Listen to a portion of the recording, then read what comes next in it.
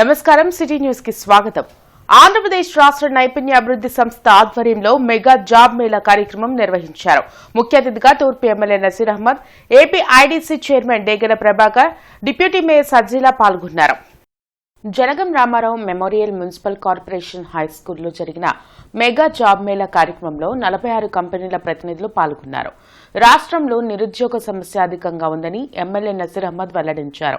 ఉద్యోగాల కోసం యువత పక్క రాష్ట్రాలకు వెళ్తున్నారని ముఖ్యమంత్రి చంద్రబాబు నాయుడు ఆలోచించి 20 లక్షల ఉద్యోగాల కల్పనకు కంకణం కట్టుకుని పనిచేస్తున్నారని చెప్పారు.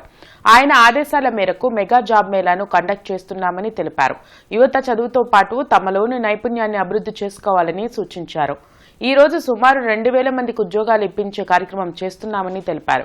ఈ కార్యక్రమంలో జిల్లా ఎంప్లాయ్మెంట్ ఎక్స్చేంజ్ అధికారి డి దుర్గాబాయ్, పి బాణి, భార్గవ్, సాగర్, ఫిరోజ్, కార్పొరేటర్లు అశోక్, పోతురాజు సమత, నిరుద్యోగులు పాల్గొన్నారు.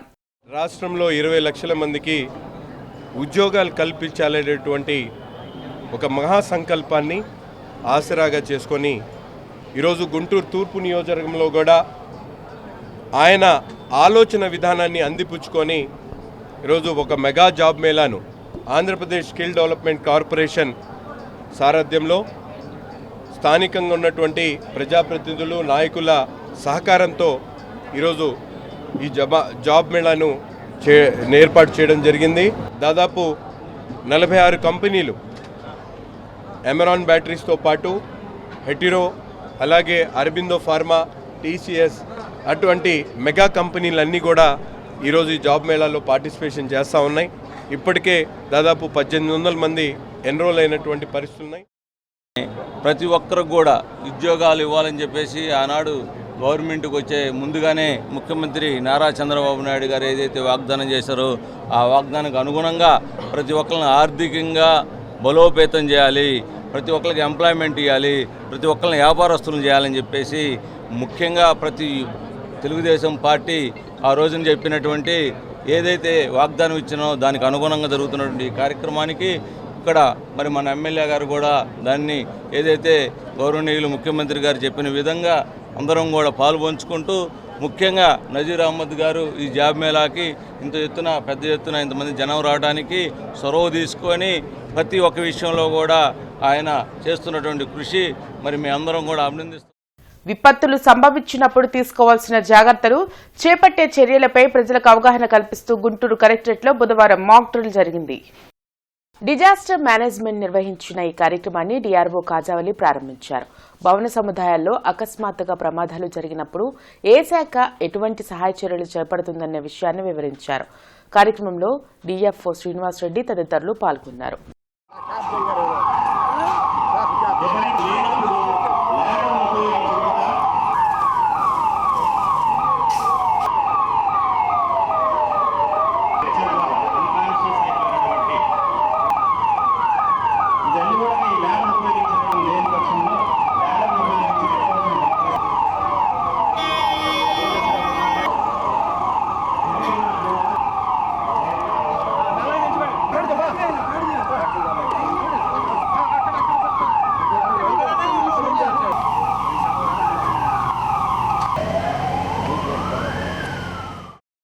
అంటే ముఖ్యంగా ఈ యొక్క ప్రక్రియ చేయడానికి కారణం ఏంటంటే ఏదైనా ఒక ఇన్సిడెంట్ సంభవించినప్పుడు, ప్రమాదం సంభవించినప్పుడు ప్రజలందరికీ కూడా అవగాహన కల్పించి వీలైనంత వరకు ఆ యొక్క డిజాస్టర్ వల్ల మనకు కలిగేటటువంటి ఆ యొక్క నష్టాన్ని తగ్గించడానికి ఈ యొక్క చర్యలు అనేది తీసుకోవడం జరుగుతుంది.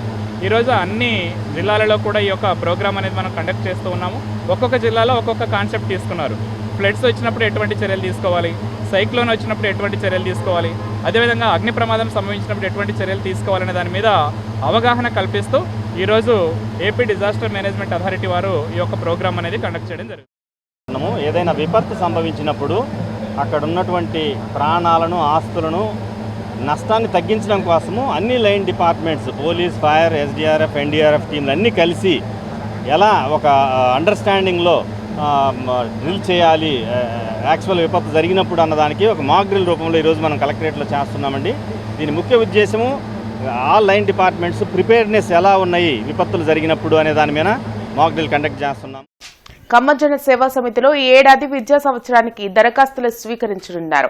ఈ నెల 29వ తేదీలోపు దరఖాస్తులు అందజేయాలని కమ్మజన సేవా సమితి ప్రతినిధులు వెల్లడించారు. ప్రతి ఏడాది వలె ఈ ఏడాది కూడా ప్రతిభ, పేదరికం ఆధారంగా కమ్మజన సేవా సమితి గ్రామీణ విద్యార్థులకు వసతి గృహంలో inter, BTech, degree, pharmacy, PG, BDS, MBBS కోర్సుల ప్రవేశానికి దరఖాస్తులు గురువారం నుంచి స్వీకరించనున్నారు. ఈ నెల 29వ తేదీ వరకు దరఖాస్తులు కార్యాలయంలో అందజేయాలని సమితి అధ్యక్షులు సామినేని కోటేశ్వరరావు తెలిపారు. అదేవిధంగా విద్యార్థుల నడవడిక, పేదరికాన్ని దృష్టిలో ఉంచుకుని 400 మందికి 10,000 చొప్పున 40 లక్షల రూపాయలను స్కాలర్షిప్లు అందజేయనున్నారు. కమ్మజన సేవా సమితి గ్రామీణ విద్యార్థుల వసతి గృహంలో 2025-26 విద్యా సంవత్సరానికి దరఖాస్తులు చేసుకోవడానికి 15/5/2025 నుండి ప్రారంభించబడుతున్నాయి. వసతి గృహంలో ప్రవేశాలకు inter, BTech, degree, pharmacy, PG కోర్సుల్లో మరియు బీడీఎస్, ఎంబీబీఎస్ కోర్సుల్లో కూడా గ్రామీణ విద్యార్థుల నుండి ప్రతిభ, పేదరికం ఆధారంగా ప్రాధాన్యతనిచ్చి ఎంపిక చేసుకోబడును. విద్యార్థులను తమ దరఖాస్తులను కార్యాలయం నుండి కానీ వెబ్సైట్ www.kamajanasevasamithi.com నుండి కానీ డౌన్లోడ్ చేసుకొని పూర్తి చేసిన దరఖాస్తులను గుంటూరులోని సమితి కార్యాలయంలో 29/5/2025 తేదీలోపు అందజేయవచ్చును. జేకేసీ కళాశాల రోడ్లో నూతనంగా నిర్మించనున్న భవనానికి విరాళాలు పెద్ద ఎత్తున వస్తున్నట్లు సమితి ప్రతినిధులు చుక్కపల్లి రమేష్, గోరంట్ల పున్నయ్య చౌదరి తెలిపారు. 2,000 మందికి వసతి కల్పించేలా 9 అంతస్తుల భవనం నిర్మించనున్నట్లు చెప్పారు. జేకేసీ కళాశాల రోడ్లో దాదాపు 6,000 గజాల స్థలంలో 2,26,000 అడుగుల అధునాతమైన బిల్డింగ్, ఒక సెల్లారు, గ్రౌండ్ ప్లస్ 7 ఫ్లోర్స్ అని మొత్తం 9 ఫ్లోర్స్ తోటి ఒక పెద్ద బిల్డింగు కన్స్ట్రక్షన్ మొదలుపెట్టాం. ఫేజ్ 1 బేస్మెంటు, సెల్లారు, అట్లాగే గ్రౌండ్ ఫ్లోర్ స్లాబ్లు అయిపోయినాయి. ఫేజ్ 2 సెల్లార్ స్లాబ్ అయిపోయి ఇప్పుడు ఆల్మోస్ట్ గ్రౌండ్ ఫ్లోర్ స్లాబ్కి దాదాపు రేపు 3-4 తారీఖులో గ్రౌండ్ ఫ్లోర్ స్లాబ్ వేయడానికి ప్రయత్నిస్తున్నాం. అది ఆ బిల్డింగ్ దాదాపు ఇవాటికి దాదాపు 100 రూములకు పైగా డొనేషన్స్ కూడా వచ్చినాయి. 2026 అడ్మిషన్స్ టైం అంటే ఇంకొక సంవత్సరం లోపు 26 జూన్, జూలై, ఆగస్టుకి పూర్తి చేయాలని మా ప్రయత్నం. సిల్వర్ జూబ్లీ కూడా చేసుకోబోతున్నాం. ఆ సందర్భంగా కొత్త హాస్టల్ వస్తుంది. మనకి డోనర్స్ విపరీతంగా ఉన్నారు. ఇంటర్నేషనల్గా, అమెరికాలో ముఖ్యంగా, అట్లానే ఇండియాలో కూడా చాలా సామాన్య వ్యక్తులు కూడా గవర్నమెంట్ సర్వీస్లో అది రిటైర్ అయ్యేటప్పుడు టీచర్స్ ఇట్లాంటి వాళ్ళు అందరూ కూడా మనకి సహకారం అందజేస్తూ ఉన్నారు. ఈ బిల్డింగ్ అందువల్లనే మనం బాగా కట్టగలుగుతున్నాం. మనం అట్లానే పేరెంట్స్ లేని, 2 పేరెంట్స్ లేని పిల్లలకి, సింగిల్ పేరెంట్ పిల్లలకి కొంత కన్సెషన్లు ఇస్తున్నాం. బాగా పూర్ పేరెంట్స్, పూర్ పీపుల్కి కూడా మెరిట్ ఉంటే అట్లాంటి గర్ల్స్కి కూడా మనం కొంత వెసులుబాటు కల్పిస్తూ ఉన్నాం. వీటన్నిటి వల్ల మన హాస్టల్లో ముఖ్యంగా చాలా మంచి డిసిప్లిన్తో నడుస్తుంది. శ్రీ శరణభవ సుబ్రహ్మణ్య స్వామి, శ్రీ ధర్మశాస్త్ర అయ్యప్ప స్వామి వార్ల ఆలయ శిఖర కలశ ప్రతిష్ఠా మహోత్సవం అరండల్పేటలో జరిగింది. అరండల్పేటలోని శ్రీ గంగా మీనాక్షి సమేత సోమసుందర స్వామి వారి దేవస్థానంలో జరిగిన ఆలయ శిఖర కలశ ప్రతిష్ఠా మహోత్సవంలో శ్రీ విద్యారణ్య భారతీ స్వామి పాల్గొన్నారు. ఈ సందర్భంగా అయ్యప్ప సేవా సమాఖ్య నాయకులు సిరుపురుపు శ్రీధర్ మాట్లాడుతూ విద్యారణ్య భారతీ స్వామి ఆధ్వర్యంలో అయ్యప్ప స్వామి దేవాలయానికి కలశ ప్రతిష్టాపన కార్యక్రమం నిర్వహించామని అన్నారు. గత 3 రోజులుగా అయ్యప్ప సేవా సమాఖ్య ఆధ్వర్యంలో పూర్ణాహుతి, ప్రసాద వితరణ, అన్న వితరణ కార్యక్రమాన్ని నిర్వహించామని వెల్లడించారు. ఈ కార్యక్రమంలో ఆలయ అర్చకులు, భక్తులు పాల్గొన్నారు.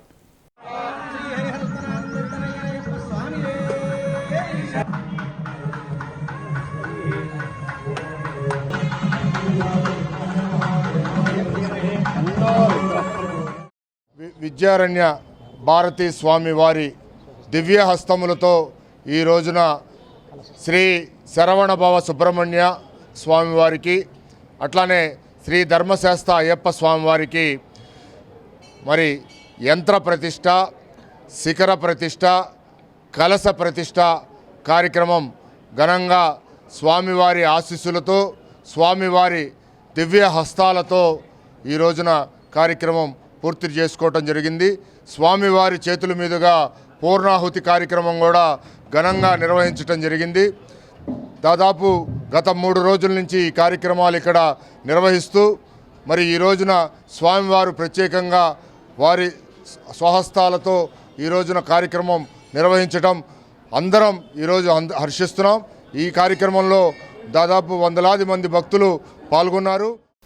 ఈ నెల 20వ తేదీన జరిగే దేశవ్యాప్త సార్వత్రిక సమ్మెను జయప్రదం చేయాలని ఏఐటీయూసీ నగర అధ్యక్షులు జి సురేష్ బాబు పిలుపునిచ్చారు. సివిల్ సప్లైస్ గోడౌన్లో జరిగిన సమావేశంలో ఆయన ముఖ్య అతిథిగా పాల్గొని ప్రసంగించారు. 3వసారి అధికారంలోకి వచ్చిన బీజేపీ ఎన్డీఏ ప్రభుత్వం కార్మిక ప్రజా వ్యతిరేక విధానాలను అవలంబిస్తుందని తెలిపారు. దీనివల్ల కేంద్ర కార్మిక సంఘాలు రైతు సంఘాల ఆధ్వర్యంలో ఈ నెల 20వ తేదీన సమ్మెకు పిలుపునిచ్చినట్లు తెలిపారు. అనంతరం Andhra Pradesh state civil supplies corporation హమాలీ ముఠా వర్కర్స్ యూనియన్ ఏఐటీయూసీ రాష్ట్ర ఉప ప్రధాన కార్యదర్శి రావుల అంజిబాబు మాట్లాడుతూ ప్రజా పంపిణీ వ్యవస్థలో పనిచేస్తున్న సివిల్ సప్లైస్ కార్మికులకు పని భద్రత, సొంత గోడౌన్స్ నిర్మాణం, నెలబిల్లులు త్వరితగతిన చెల్లించడం తదితర సమస్యలపై ఈ సమ్మె నిర్వహిస్తున్నట్లు తెలిపారు. అలాగే జిల్లా అధ్యక్షులు కోట్ల మరియదాసు మాట్లాడుతూ ఎన్నో పోరాటాల ద్వారా సాధించుకున్న హక్కులను మళ్లీ తిరిగి పోరాటాల ద్వారానే సాధించుకుంటామని అన్నారు. ఈ కార్యక్రమంలో సివిల్ సప్లైస్ నాయకులు వినుకొండ డేవిడ్, కాంతారావు, దానం తదితరులు పాల్గొన్నారు. నరేంద్ర మోడీ అనుసరిస్తున్న ప్రజా కార్మిక వ్యతిరేక విధానాలపై కేంద్ర కార్మిక సంఘాల పిలుపులో భాగంగా ఈ నెల 20వ తేదీన దేశవ్యాప్తంగా జరిగే సమ్మెలో జిల్లాలోని సివిల్ సప్లైస్ కార్మికులు కూడా ఈ సమ్మెకు మద్దతునిస్తూ సమ్మెలో పాల్గొంటారని ఏఐటీసీగా తెలియజేస్తున్నాము. అలాగే ఇప్పటికైనా కేంద్ర ప్రభుత్వం అనుసరిస్తున్న కేంద్ర కార్మిక విధానాలను వ్యతిరేకిస్తూ 44 చట్టాలని రద్దు చేసిన కేంద్ర ప్రభుత్వం 4 లేబర్ కోడ్లుగా తీసుకురావటాన్ని వ్యతిరేకిస్తూ జరిగే ఈ సమ్మెలో రాష్ట్రంలోని సివిల్ సప్లైస్ అలాగే జిల్లాలోని సివిల్ సప్లైస్ కార్మికులందరూ పెద్ద ఎత్తున పాల్గొని సమ్మెని విజయవంతం చేయాలని ఏఐటీసీగా విజ్ఞప్తి చేస్తున్నాం. సివిల్ సప్లై హమాలీస్ అందరూ రేపు జరగబోయే దేశవ్యాప్త సమ్మెకి పిలుపునిచ్చారు. దానికి సందర్భించి మేమందరం జిల్లా మొత్తం కలిసి ఒక కట్టుబాటుగా ఉండి దానికి సంబంధించి ఏ అయితే ఉన్నాయో పని భద్రత, నెల బిల్లులు, సొంత గోడౌన్లు నిర్మించాలని చెప్పేసి ఈ సమ్మెకి మేము పిలుపునిస్తా దేశవ్యాప్తంగా మేము కూడా పాల్గొంటామని చెప్పేసి తెలియ. ఏసీ కళాశాల సెమినార్ హాల్లో సింధూర్ అమరవీరులకు నివాళిగా జిల్లా జనసేన పార్టీ ఆధ్వర్యంలో జై హో భారత్ ప్రార్థనా కార్యక్రమం నిర్వహించారు. ఈ కార్యక్రమంలో Andhra Pradesh Mala corporation chairman doctor Pedapudi Vijay Kumar పాల్గొని మాట్లాడుతూ ఆపరేషన్ సింధూర్ విజయంలో మన జవాన్ల పాత్ర అమోఘమని కొనియాడారు. ప్రధాని మోడీ పోరాట స్ఫూర్తితో ఉప ముఖ్యమంత్రి పవన్ కళ్యాణ్ దేశవ్యాప్తంగా ఉన్న ఆలయాలు, క్రైస్తవ ప్రార్థనా మందిరాలు, మసీదుల్లో జవాన్లలో స్థైర్యాన్ని నింపేందుకు ప్రార్థనా కార్యక్రమాలు నిర్వహించాలని పిలుపునివ్వడం దేశ భద్రతపై నిబద్ధతకు నిదర్శనమన్నారు. మే 20వ తేదీన జాతీయ సార్వత్రిక సమ్మె సందర్భంగా ఆటోల బంద్ను జయప్రదం చేయాలని ఆటో సంఘాల ఐక్య కార్యాచరణ కమిటీ పిలుపునిచ్చింది. పాత గుంటూరులోని సిఐటియు కార్యాలయంలో all India road transport workers federation రాష్ట్ర అధ్యక్షులు శివాజీ ఇతర నాయకులు మీడియాతో మాట్లాడారు. డ్రైవర్లు చిన్న తప్పు చేసినా కఠిన శిక్షలు విధించడం కరెక్ట్ కాదన్నారు. వాహనాల తనిఖీలు, ఫిట్నెస్ ను ప్రభుత్వమే ఇవ్వాలని, వాటిని ప్రైవేటు పరం చేయడం వలన తీవ్ర ఇబ్బందులు పడుతున్నట్లు చెప్పారు. గుంటూరులో పార్కింగ్ స్థలాలు లేకపోవడం వలన ఆటో డ్రైవర్లు అసౌకర్యానికి గురవుతున్నారని తెలిపారు. ఇప్పుడున్నటువంటి ఎన్డీఏకు కూటమి ప్రభుత్వం చెప్పిన విధంగాను ఆటో కార్మికుడికి సంవత్సరానికి 15,000 రూపాయలు ఇస్తానని ఇంతవరకు దాని ఆచూకీ కూడా లేకుండా చేసింది ప్రభుత్వం. అలాగనే ప్రభుత్వం మనకి మోటారు వాహనాల మీద సంక్షేమ బోర్డుని ఏర్పాటు చేయాలని కూడా తక్షణమే తీసుకోవాలని కూడా తెలియజేస్తున్నాము. అలాగనే జీవో నెంబరు 2131ను కూడా వెంటనే రద్దు చేయాలి. అలాగనే ఈ చలానాలను వెంటనే ఎత్తివేయాలని కూడా.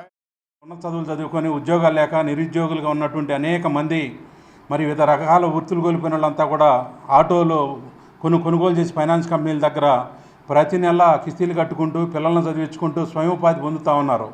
వివిధ ప్రాంతాలకి గర్భిణీ స్త్రీలని, పిల్లల్ని, అదేవిధంగా వృద్ధుల్ని చేరవేస్తూ స్వయం ఉపాధి పొందుతూ ఉంటే ఉపాధి కల్పించాల్సినటువంటి ప్రభుత్వాలే ఇది ఆదాయ వనరులుగా భావించి రకరకాల చట్టాల్లో మార్పులు చేసి 1988 మోటార్ వాహనాల చట్టంలో సవరణ చేసి ఈ విధమైనటువంటి ప్రమాదకరమైన జీవోలు తీసుకొచ్చారు. ఇది కాకుండా బీజేపీ ప్రభుత్వం మరి పెట్రోల్ డీజిల్ రేటు పెంచింది. పెట్రోల్ డీజిల్ రేటు పెరగడం వల్ల నిత్యావసర సరుకుల ధరలు పెరిగినాయి, వాహనం యొక్క స్పేర్ పార్ట్స్ రేట్లు పెరిగినాయి, బండి టైర్ల రేటు పెరిగినాయి. అదేవిధంగా రవాణా శాఖ కార్యాలయం ద్వారాగా విపరీతంగా పన్నులు పెంచి వసూలు చేస్తా ఉన్నారు. ఇవి ఇప్పటివరకున్న వార్తా వివరాలు. మరికొన్ని వార్తా విశేషాలతో మళ్ళీ కలుద్దాం. అంతవరకు సెలవు. నమస్కారం.